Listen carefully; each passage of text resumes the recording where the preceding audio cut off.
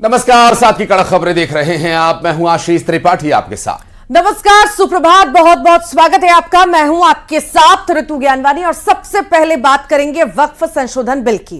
दरअसल वक्फ संशोधन बिल राज्यसभा से भी अब पास कर लिया गया और बिल के हक में 128 वोट पड़े थे, जबकि बिल के खिलाफ 92 वोट पड़े हैं। यानी सरकार के पास जितना आंकड़ा था उससे भी 6 वोट ज्यादा बिल के पक्ष में पड़े हैं।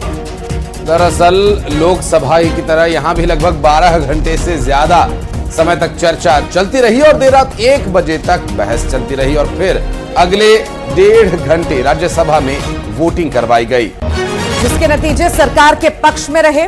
बिल पास होते ही सदन जय श्री राम के नारों से गूंज उठा।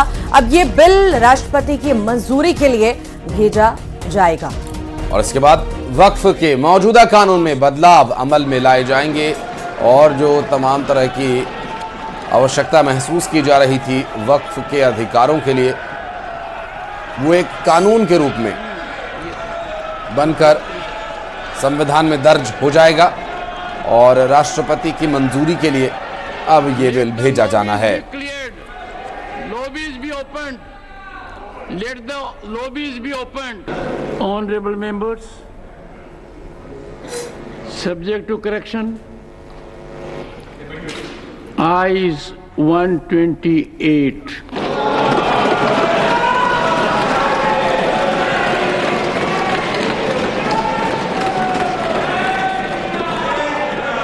Noes 95.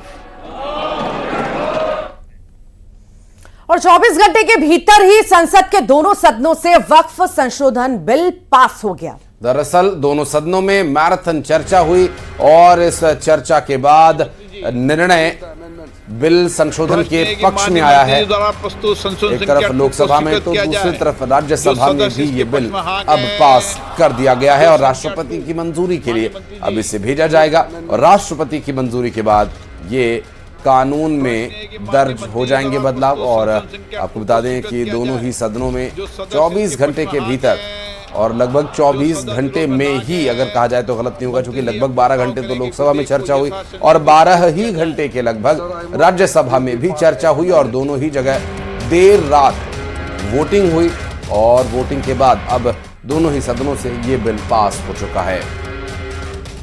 माननीय मंत्री जी।